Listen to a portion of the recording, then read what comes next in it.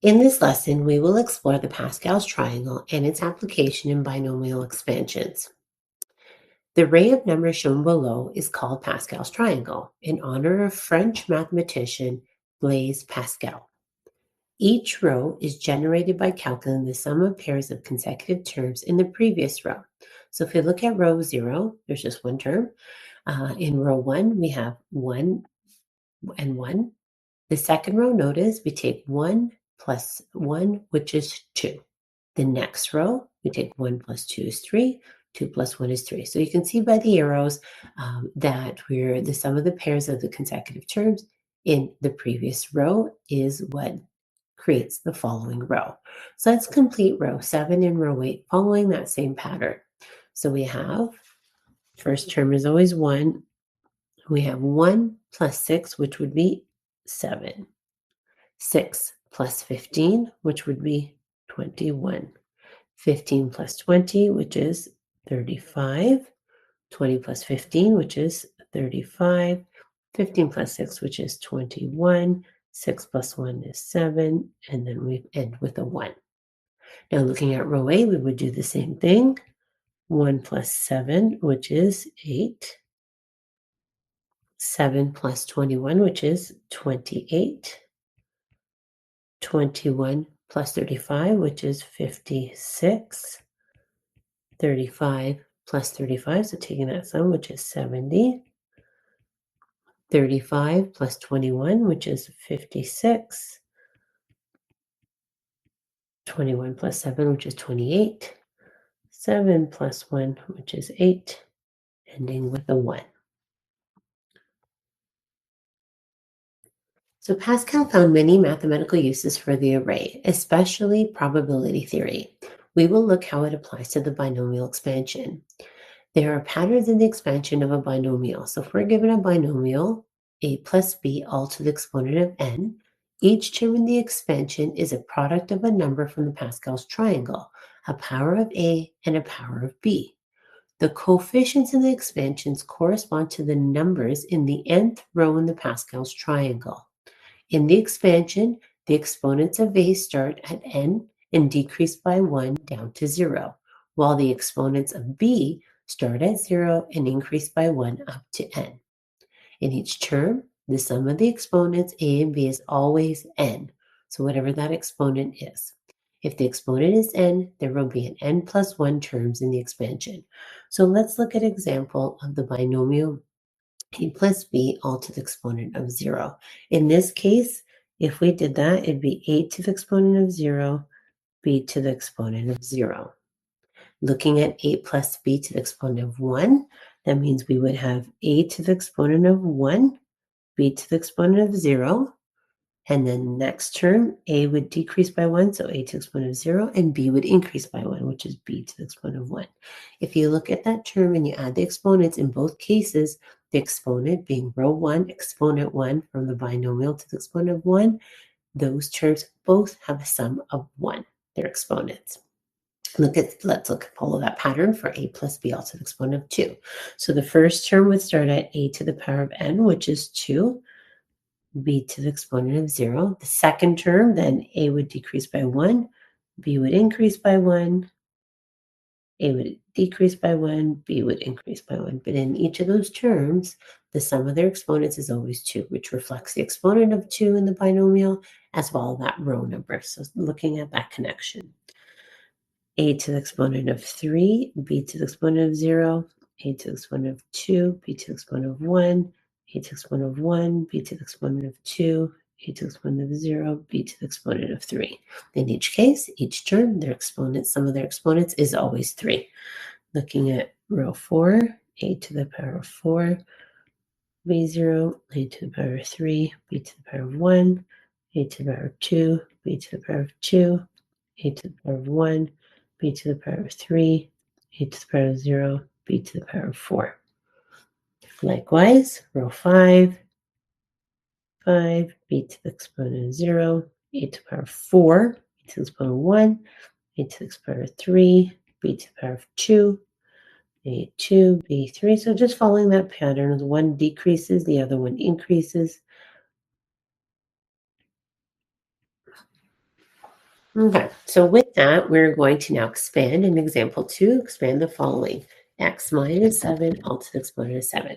So looking at the Pascal's triangle, so row 7, okay, those coefficients would be 1, 7, 21, 35, 35, 21, 7, and 1. Okay, so 1, 7, 21, 35, 35, 21, 7, 1. So those are going to be the coefficients of our terms when we expand the following binomial, x minus 7 all to the exponent of 7. So the coefficient for the first term will be 1. The first term is x. It's going to be x to the exponent of 7. And we'd have negative 7 as the second term to the exponent of 0. Then the next term, x to the exponent of 6, the coefficient of 7. And then we'd have negative 7 to the exponent of 1. And we would just continue that pattern. So 21, x to the exponent of 5, negative 7 to the exponent of 2, 35, x to the exponent of 4, negative 3, x to the exponent of 3, negative 7 to the exponent of 4, x to the exponent of 2. Notice the exponents decrease, negative 7 exponents increase, but in total, they're always have an exponent of 1, negative 7 to the exponent of 6, plus 1 to the exponent of 0, negative 7 to the exponent of 7. Okay, we wouldn't leave it like this. We would simplify as far as we can. So looking at each term, always following BADMAS, we deal with exponents first before multiplying with that coefficient. So negative 7 to the exponent of 0 is 1 times 1. So the first term would be x to the exponent of 7. Second term, negative 7 to the exponent of 1 would be negative 7 times positive 7, which would be negative 49, x to the exponent of 6. Next term, negative 7 squared, which is 49, times 21, which would be positive 1029, x to the exponent of 5. The negative 7 to the exponent of 3 would be negative 343 times 35, which would be negative 12,005, x to the exponent of 4. And then we have negative 7 to the exponent of 4, which is positive 2,401 times 35, which would be positive 84,000, x to the exponent of 3. Negative 7 to the exponent of 5, which is 16,807 times 21, which would be negative 352,947 x squared. Negative 7 to the exponent of 6 times 7, which would be positive 823,543x. And then negative 7 to the exponent of 7, which is negative 82,300 and 543.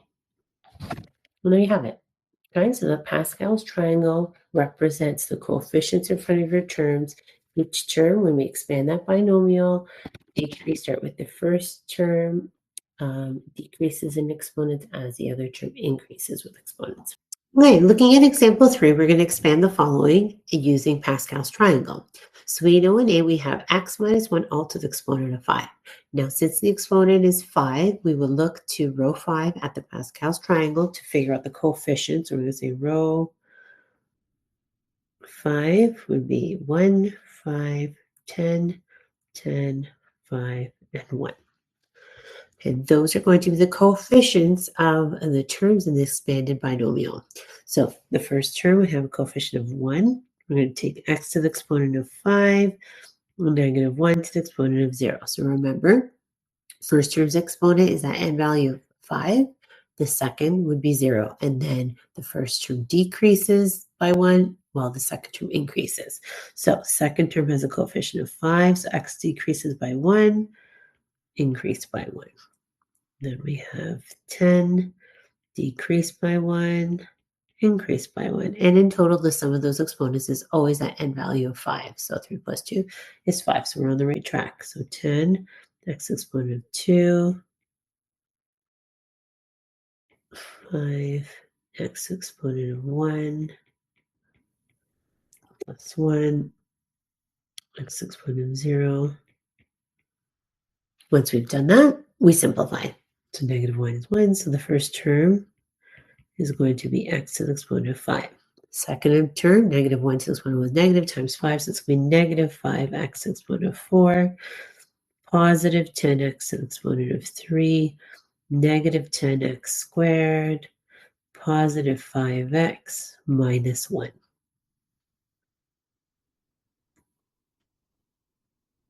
Good. Looking at B, we have 2n minus 3 to the exponent of 4. So row 4 tells us the coefficients are 1, 4, 6, 4, 1. Okay, so starting with the first term, we're going to say 1 is the coefficient. We're going to say 2n to the exponent of 4, and it's going to be negative 3 to the exponent of 0.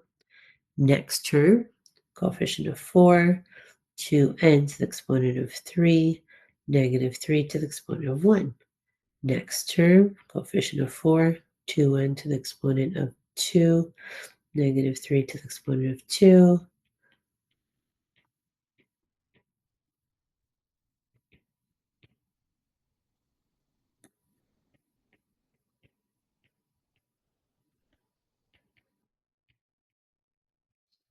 Good. Once we've done that, again, using Pascal's triangle, exponent reflects the row that you use. Those are the coefficients. And then we simplify. Always don't forget exponent rule. So that's 2n to the exponent of 4. That means that becomes 2 to the exponent of 4 and to the exponent of 4. Likewise here. Likewise here. Okay, so keep that in mind. So 2 to the exponent of 4, which would be 16, and to the power of 4 times 1, which would be, first term is 16n to the power of 4. Looking at term number 2, 2 to the exponent of 3, 8 times 4 times negative 3, which would be negative 96, n to the exponent of 3. Keep in mind 2 to the exponent of 2, which is 4, times negative 3 squared, which is 9. So 4 times 9 times 6, which would be positive 216n squared. Moving on to the next term, we have negative 3 to the exponent of 3, which would be negative 27 times 2 times 4, which is negative 216n. And then we have negative 3 to the exponent of 4, which is simply positive 81.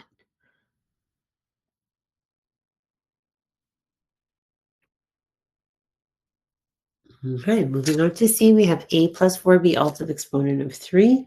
So we have row 3, and the coefficients of row 3 are 1, 3, 3, and 1.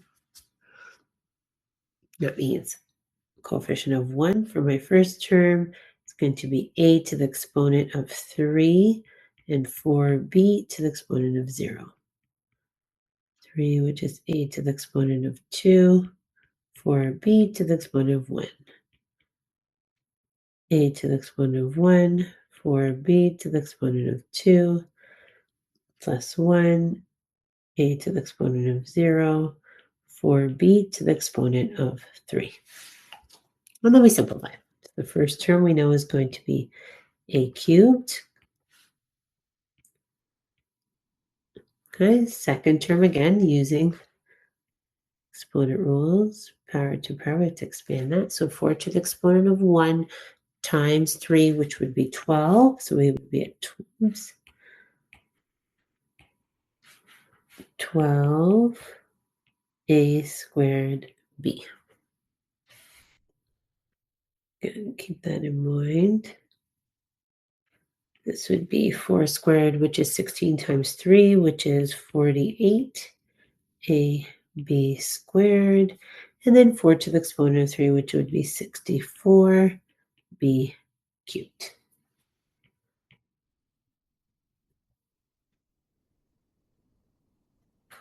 Okay, last but not least, we have again, this is row 5.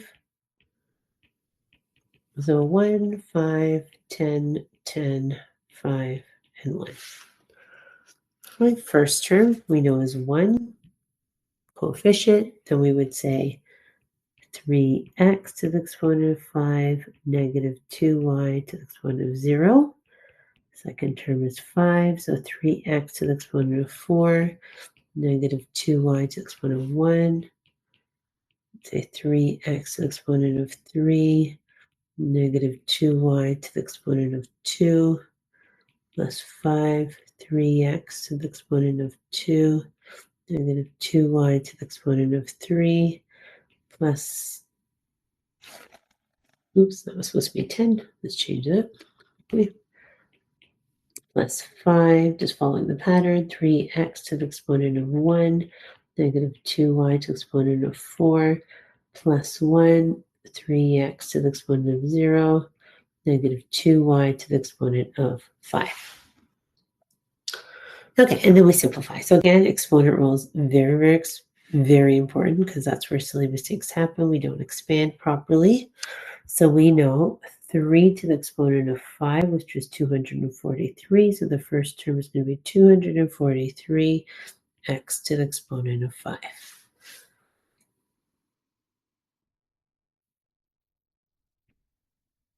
Okay, because we know the sign is going to be negative, taking 3 to the exponent of 4, which would be 81, times 5 times negative 2, negative 2, which would be negative 810 x to the exponent of 4, y. Again, silly mistakes happen when we don't expand properly. Okay, 3 to the exponent of 3, which is 27, negative 2 to the exponent of 2, which is 4, so 27 times 4 times 10, which would be 540 x cubed, y squared. Expanding again, 3 to the exponent of 2, which is 9, negative 2 to the exponent of 3, which is negative 8, times 10, which would be negative 720 x squared, y cubed. 3 to the exponent of 1, which is 3, negative 2 to the exponent of 4, times 16 times negative 3 times 5, which would be positive 240 x y to the exponent of 4, and then simplify negative 2 to the exponent of 5, which would be negative 32, negative 32 y to the exponent of 5. Now double check each of the terms. The sum of their exponents should always be 5, and it is.